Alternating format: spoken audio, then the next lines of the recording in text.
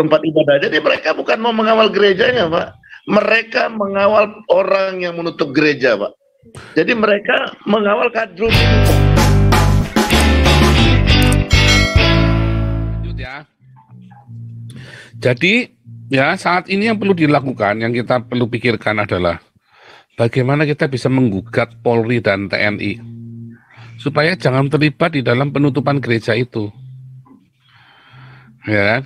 Nah ini Pak Bahtiar ini kemana nih? Pak Bahtiar belum masuk ya, Pak Bahtiar ini ya, Pak pemburu rezeki sama.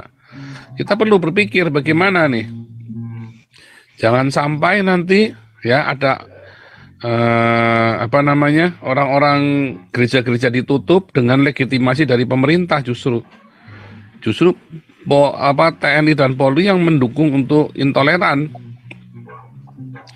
Justru itu yang mau kita perangi ya, dalam tanda kutip, karena peperangan kita bukan melawan darah dan daging ya, karena peperangan kita kan bukan melawan darah dan daging, itu yang mau kita lawan ya, kesoliman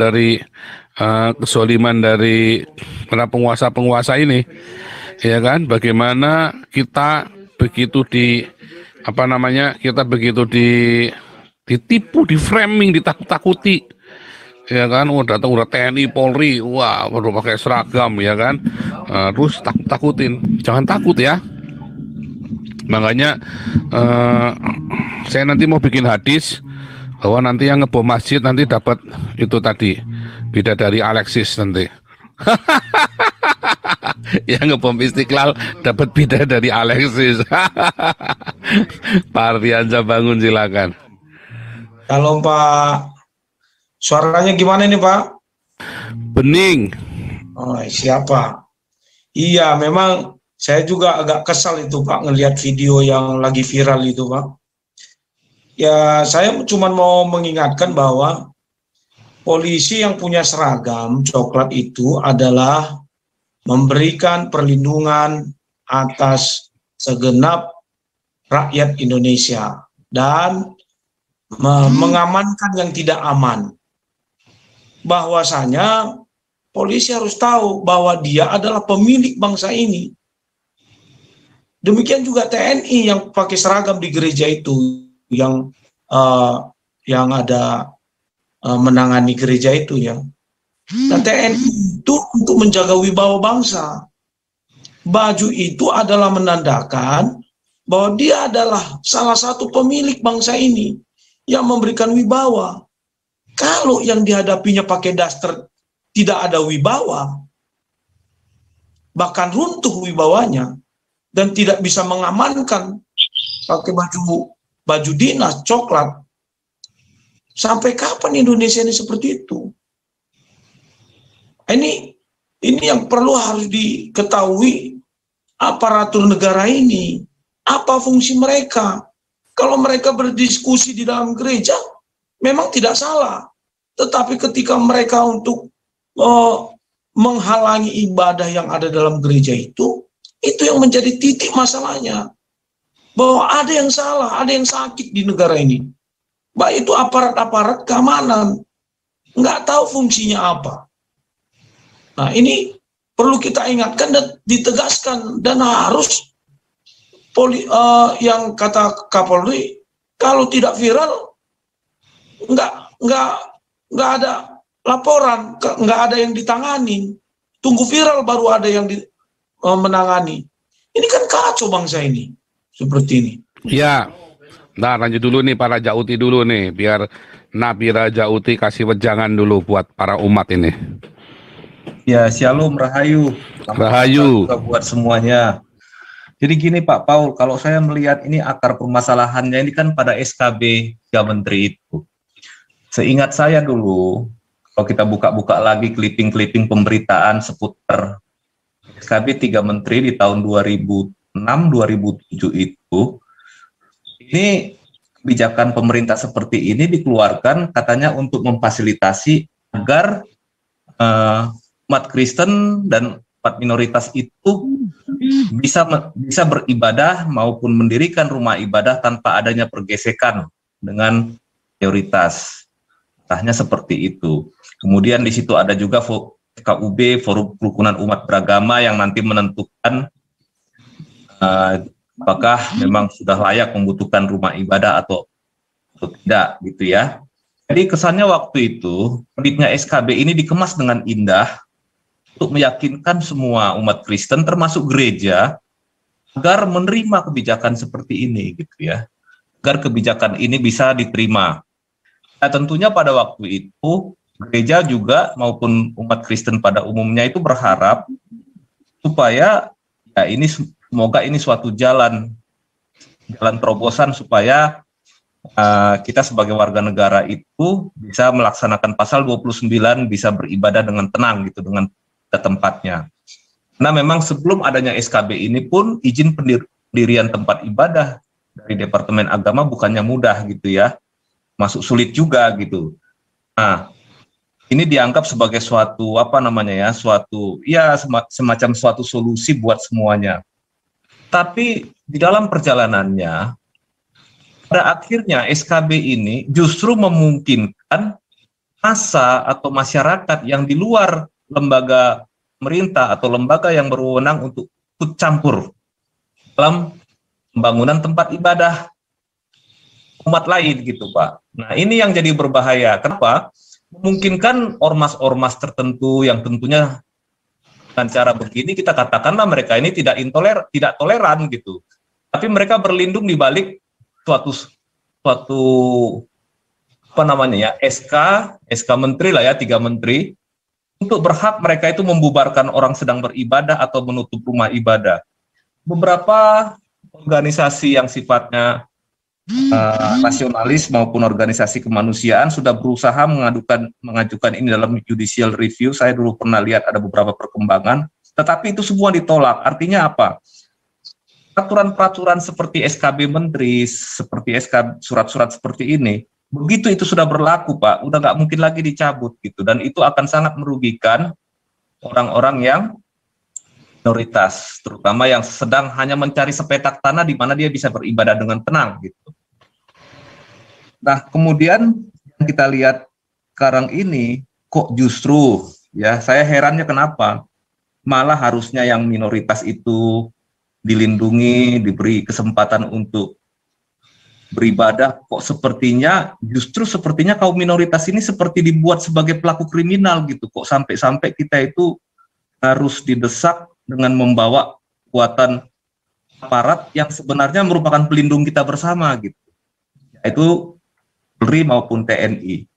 Justru aneh di situ Pak Paul menurut saya gitu. Kenapa justru kok masyarakat ini yang mau ibadah, kita bukan mau melakukan kriminal, malah ditakut-takuti dengan membawa-bawa aparat keamanan gitu. Apakah orang yang beribadah itu melakukan kriminal, misalkan membunuh orang atau merampok atau ngebom? Kan saya kira tidak gitu. Tapi kenapa justru kok sepertinya kayak semacam pesakitan? Nah, ini yang menurut saya sih harusnya pemerintah bisa memperhatikan ini ke depannya gitu. Ya, kita kan sama-sama dalam satu negara Republik Indonesia ini, kita sama-sama punya hak gitu. Bukannya yang minoritas itu sepertinya jadi kayak pesakitan, seperti kayak ini ya, orang yang hanya untuk beribadah saja harus sudah nggak tahu lagi caranya mau memohon seperti apa untuk mendapatkan tempat ibadah. Bahkan kalau punya tempat ibadah sedang dalam pengurusan, seperti kasus yang baru-baru ini, yang di Lampung maupun yang di mana ya, satu lagi itu yang di kepulauan itu ya, yang harus dibongkar itu, HKBP malah itu gitu. Padahal sudah berdiri mau dibongkar Pak. Jadi bukan hanya yang mau berdiri yang sekarang ini sulit untuk didirikan, bahkan yang sudah berdiri justru mau dibongkar. Nah, itulah yang sedang viral sekarang ini. Sangat sedih kita melihatnya gitu. Jadi kita sebagai warga minoritas, katanya sebenarnya kita bukan minoritas ya, karena kita kan waktu dulu bersetuju untuk menjadi satu bangsa Indonesia ini, kita tidak merasa mayoritas minoritas, tetapi juga warga mempunyai hak yang sama. Tetapi yang ada sekarang ini sepertinya kita itu membuat suatu kembali ke seperti era zaman dahulu, era kolonial. Ada warga negara kelas 1, warga negara kelas 2 yang hanya untuk mendirikan tempat ibadah juga kita mengalami kesulitan yang sangat luar biasa Pak Paul gitu. Sangat disayangkan. Jadi ya semoga pihak-pihak yang berwenang itu mendengarkan ini curahan hati rakyat jelata, tetapi ini terus terang ini memang sudah sangat mengkhawatirkan. Saya pikir tadinya di Natal ini kita bisa lebih dengan tenang gitu ya, tetapi tidak bisa juga kelihatannya. Rupanya yang seperti ini nggak bisa hilang total, Pak Paul gitu. Terima kasih Pak Paul, itu aja. Iya, jadi memang apa ya, orang Kristennya sendiri takut ya. Orang Kristennya sendiri di framing dengan ketakutan untuk melakukan perlawanan secara konstitusi, ya, sehingga pasrah. Dan itu yang diinginkan oleh orang-orang Islam ini adalah perlawanan, ketakutan tanpa perlawanan ini. Wah, itu serem sekali ya, framing ketakutan ini. Dan itu disebarkan oleh pendeta-pendetanya, apalagi kalau pendetanya udah pakai jam tangan 15 miliar, jamin takut. Nggak ada perlawanan yang berarti, pasrah. Bahkan kalau saya tambahkan begini Pak, karena lembaga-lembaga kekristenan itu tidak berfungsi dengan baik Pak. Karena semua lembaga-lembaga kekristenan yang ada di Indonesia ini vakum, dan mereka hanya mencari uang di dalam itu, tidak untuk berjuang bagaimana umat kekristenan atau lembaga gereja itu berdiri dengan baik. Bukan itu perjuangan mereka Pak, kebanyakan. Perjuangan mereka hanya duit Pak. Ya, ini benar Pak Budi ya. Kalau yang lebih parah lagi, kalau ada orang-orang yang berani kayak gerombolannya kita, langsung dimusuhin. Ya, kita ini kan sudah masuk dalam radar gereja. Jangan dengarkan channelnya Joseph Paul Zhang, ya kan? Karena mereka takut, gereja-gereja takut, karena kita bilang jangan bayar per bulan ke gereja lagi, ya kan? Jangan kasih kolekte. Ya, mendingan kasih ke Badui, itu udah jelas itu ya. Oh, kasih ke gereja mah bablas. Wah, pendetanya beli jam tangan 15 miliar, jemaatnya tambah kere, ya kan? Gereja tetap dipersekusi, Anda tetap ditakut-takuti, tetap terjadi penindasan terhadap minoritas, ya, itu semua. Begini Pak Paul, saya boleh tambahkan sedikit? Ya, boleh. Jadi harusnya kan sebenarnya lembaga-lembaga seperti PGI itu bersuaralah untuk ini ya, karena ketika SKB 3 Menteri dulu diberlakukan, mereka juga nggak banyak berjuang untuk itu. Ya katakanlah mungkin selalu tulus dan jujur, sehingga sangat yakin bahwa itu akan membantu nanti buat umat Kristen itu untuk beribadah gitu. Tapi ternyata kita lihat hasilnya bertahun-tahun ya seperti ini Pak, dari sejak tahun 2007 sampai sekarang ini. Pertama sudah reformasi ya, reformasi ini semua membalikkan semua situasi di mana iklim ketenangan dan ketertiban sebagai warga negara dan hak-hak minoritas itu dari dulu itu sebenarnya di tahun 70-80-an tidak terlalu terganggu. Tapi sesudah reformasi inilah hancur semuanya Pak, apalagi sudah era 2007 ke belakang ini makin parah sih kelihatannya Pak Paul gitu. Terus kemudian PGI tidak berjuang, kemudian berdirilah MUKI. Artinya apa? PGI itu dianggap sebagai gereja, jadi gereja nggak mungkin mencampuri yang seperti ini Pak, yang memperjuangkan hak warga negara atau ini nggak bisa. Jadi gereja hanya murni ibadah. Masuklah MUKI kan gitu ya Pak Paul ya. Kita pertama juga berharap banyak dengan MUKI. Iya, gitu katanya sama aja, banci juga MUKI. Nah, ternyata MUKI dimanfaatkan oleh orang-orang yang mau eksis di bidang politik juga, yang mau. Iya, si Kamarudin itu kan, nggak taunya kan bendaharanya kan. Iya, begitulah Pak Paul. Jadi akhirnya kita nggak tahu lagi mau ngomong di mana Pak Paul, kecuali ya mungkin ya paling saya lihat ya beberapa Kristuber itu menyuarakan hal ini, ya termasuk juga channelnya Pak Paul ini gitu ya, yang masih menyuarakan itu dengan ini ya, dengan baik gitu ya, dengan jelas gitu. Tetapi yang lain-lain saya lihat ya yang namanya lembaga resmi nggak ada Pak Paul. Itulah sulitnya Pak. Itu dah, makanya kita yang sekarang lakukan bukan cuma curhat ya, tapi kita sampai ke aksi ya. Itu kita nggak main-main. Makanya kita membentuk Galarua ini, kita bukan cuma buat basa-basi doang ya.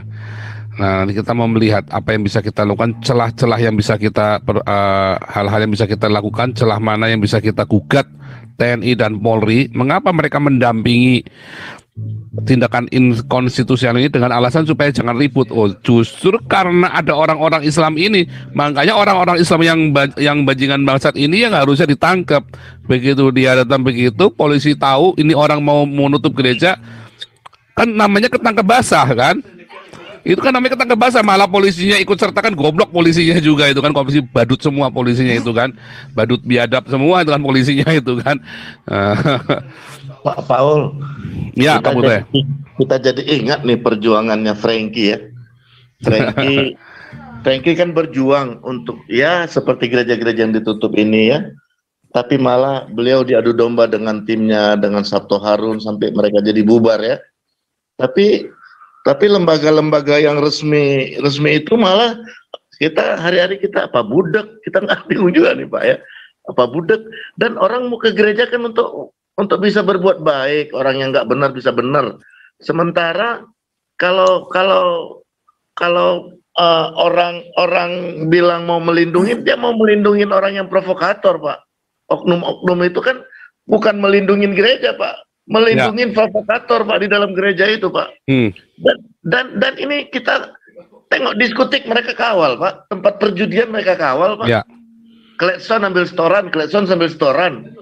Itu ada begitu banyak orang buang uang di sana karena uang-uang yang nggak benar. Orang narkoba, ya, orang perampok, orang koruptor, ya. Tapi mereka klakson ambil setoran, ya. Tapi ini orang mau beribadah, mereka kawal orang yang mau tutup tempat ibadah. Jadi mereka bukan mau mengawal gerejanya, Pak. Mereka mengawal orang yang menutup gereja, Pak. Jadi mereka mengawal kadrun ini, Pak. Jadi betul, fungsi aparat ini menyimpang 180 derajat dari apa yang mereka terima sumpah waktu mereka diangkat, Pak. Memang begitu, Pak. Betul. Bikin rumah lonte itu lebih gampang daripada bikin gereja, Pak, kalau di Indonesia, Pak. Dikawal, Pak. Itu benar dikawal. Malah dikawal. Iya, yang penting ketika datang bukan cuma klakson, Pak, ikut setoran dia, Pak. Ikut setoran sperma, diizinkan ikut setoran sperma kan? Makanya boleh, ya kan? Itulah Indonesia. Itu nanti Indonesia begitu ya. Kalau Anda lihat negara-negara Islam, ya bikin gereja itu nggak boleh. Di negara-negara mayoritas Islam bikin gereja itu sangat sulit. Di Arab Saudi aja baru satu itu gereja kan, gereja Katolik si Paus Francis kan. Tapi kalau bikin rumah pelacuran malah boleh. Bikin rumah judi malah boleh, ya kan? Seperti di Malaysia, Pak. Ya, Malaysia segala macam sama. Oke, di semua negara-negara mayoritas Islam bikin gereja sulit, bikin rumah lonte lebih gampang. Ampun. Iya, itu memang menjadi pertanyaan bagi kita semua, ya.